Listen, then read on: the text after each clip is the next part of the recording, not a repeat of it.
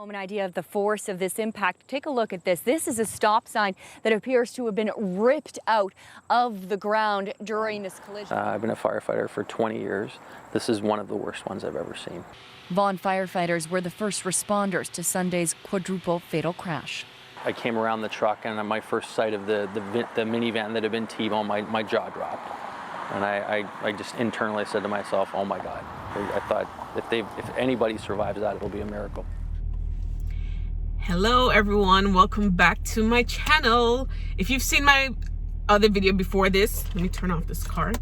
I did say I was going to try and have a different decor the next time, you know, on my next video, that I wouldn't do it in my car. But to tell the truth, right now, my car is the most convenient place for me to record a video. So you're going to have to see my dirty car for the next few while, okay? All right. Now, today's video is a murder. Well, it's not considered a murder under the definition of the law because the intent wasn't there, but let's get into it. So for those of you who live in Canada or who live in the Toronto area, you might have heard of the Marco Musso case. I think that's the way his name is pronounced.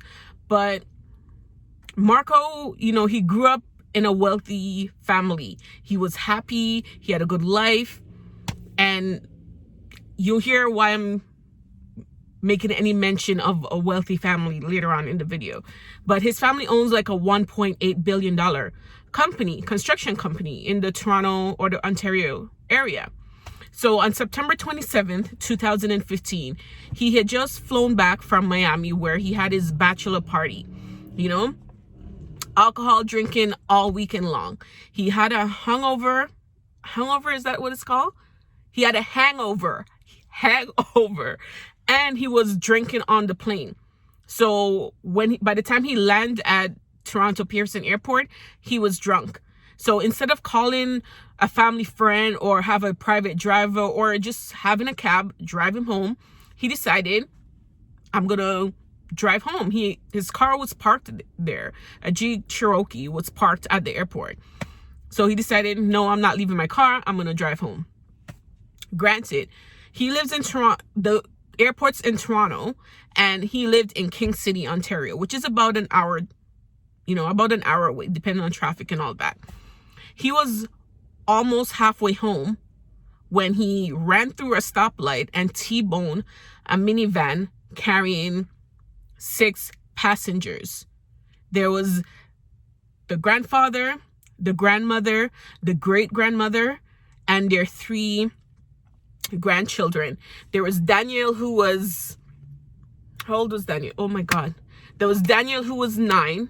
There was Harrison, who was 5. And there was Mila, who was 2.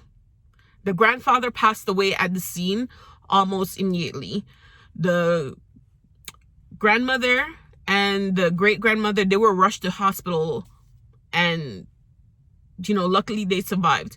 But Daniel, he passed away later on that night, and Mila and Harrison were taken off life support the next day. Their injuries were too much to survive. And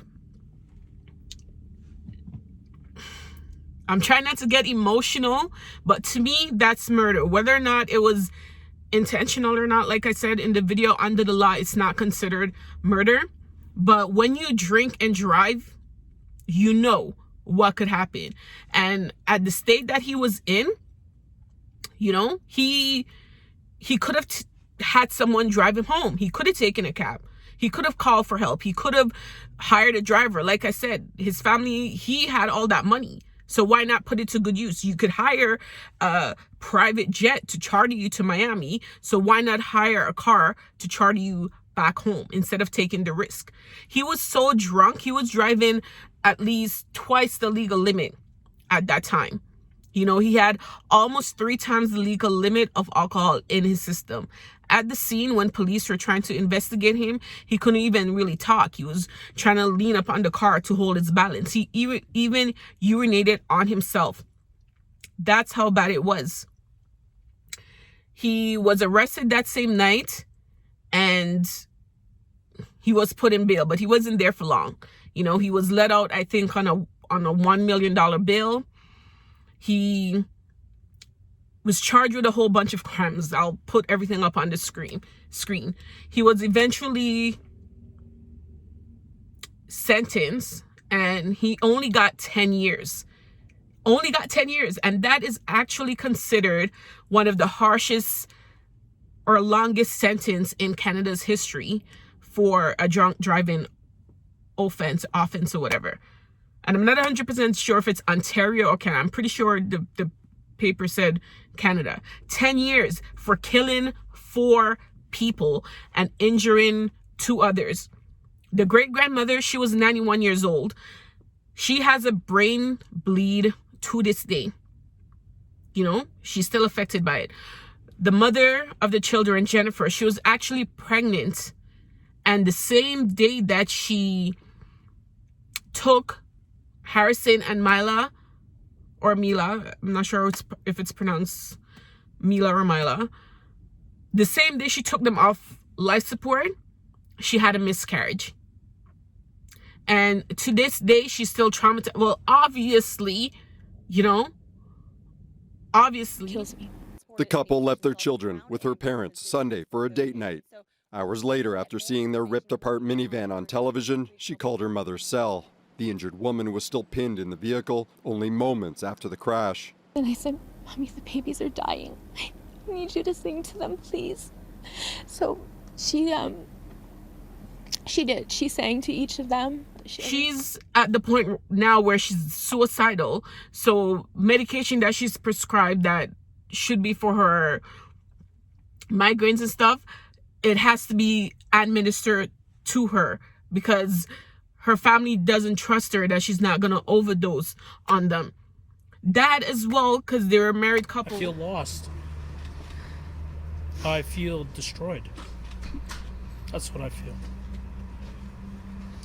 He probably goes along. He's also affected by it. And this man, even though he was sentenced to 10 years, 3 years later, he was allowed day parole. And while he was in jail, his fiancée they were allowed to have conjugal visits. You know, so he was living his life up in jail. You know, and now he's out. He's out on full parole now, today. He's out on full parole. You know, he's not allowed to drive for 12 years. Big deal. Big deal. You know? And the reason why, because the full term for a drunk driving offense in Canada is life in prison. But because this was his first offense or whatever, they didn't give him the full extent of the law. He had other minor charges before, like speeding and stuff like that, but those weren't criminal charges. They were just traffic offenses or whatever. So this was his first criminal offense, so they didn't give him at the time the trial was going on, the judge actually got a lot of, because of who his family is, this news got a lot more attention. And the judge actually got threatening letters telling her that she better give him the full extent of the law kind of stuff and whatever. But at the end of the day, her hands are tied because of the way the law is written. So this is a very, very sad story. And there's a bunch of other stories like this with drunk driving offenses that has happened in my area in Ontario. And the killers, because in my eyes, they're killers, have actually gotten away with it. And what annoys me as well, a lot of people that are even on my Facebook page, whenever there's a spot check, because around Christmas time, whenever there's like a big holiday and stuff, the police know that there are people that are going to be drinking and driving. So they have certain areas where they will stop and spot check to make sure you're not driving kind of thing. And the thing about it is it's announced to the public. So whenever it's released now, people take these spots and, you know, send them to their friends. Oh, make sure you don't drive in these areas if you're drinking. They'll put them up on social media so others that weren't aware will know. Like, why are you subscribing to this? Why are you letting them know where the areas are? They shouldn't be drinking and driving to begin with. And I'm not talking about one drink. I'm talking about you're in the club, you're having fun, you're having 3, 4, 5 drinks, and you're impaired, and in your head you're thinking, oh, I'm fine, but then it just takes one second for something to go wrong. And then the thing about these, the person who's in the wrong, like the drunk driver, they always survive. They always survive. I find that so,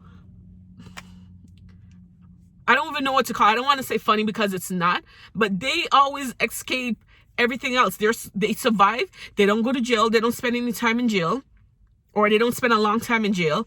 And then the innocent ones, they're the ones that die or have to suffer the repercussions.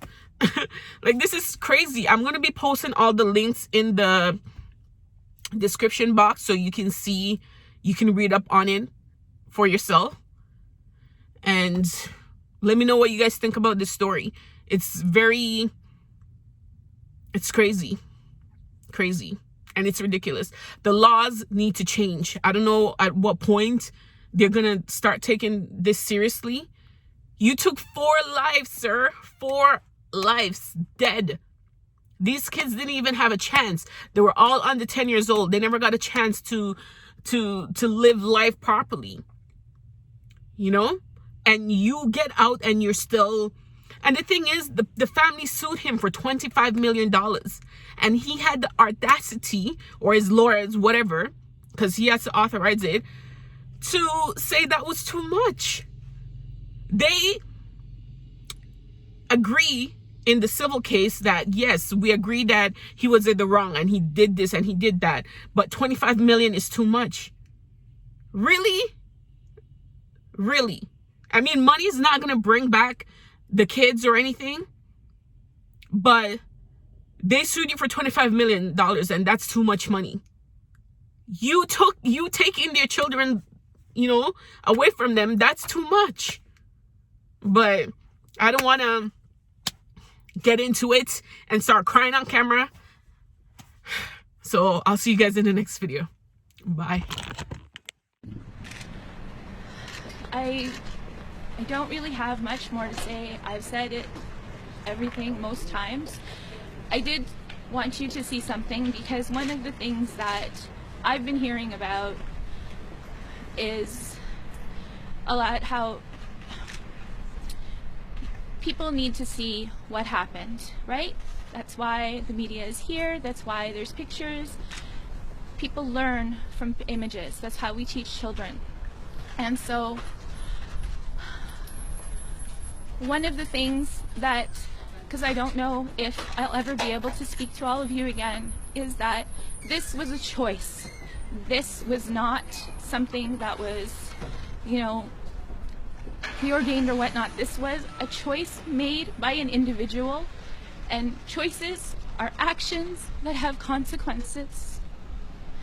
So I'd like to show you this, and then afterwards I won't be holding it up for too long, but Officer Pattinson will hold it up, okay?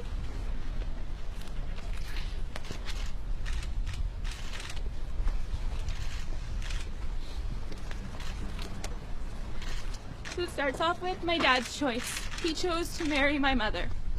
Okay. My dad's actions. He chose the 3 of us. He chose to have my brother, sister, and myself. My choice.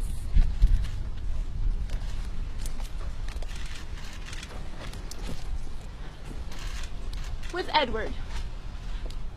We chose to get married on October 2nd, 2005, which, if you do the math, by our 10th wedding anniversary, Marco Muzzo had already killed our family at our 10-year mark.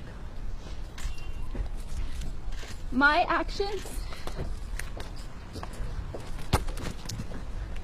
My 3 kids. This is a photo, the last photo we took of the car that we traded in, that we had for 9 years, to trade in for the van that they were killed in, the night that they were killed. I'm sure you can read this, because I really don't want to say his name if I don't have to.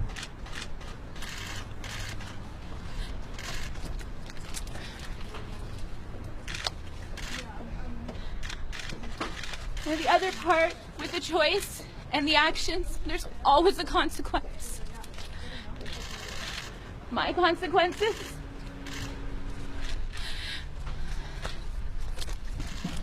These were my consequences. You've heard that there were photos of Millie and Harry taken in the hospital. I know some of you have told me that you've received some of those photos. People are trying to sell them and whatnot. Don't buy them, but if you get them, use them if you want to. People need to see. My children never took a bad picture, even when they were dying.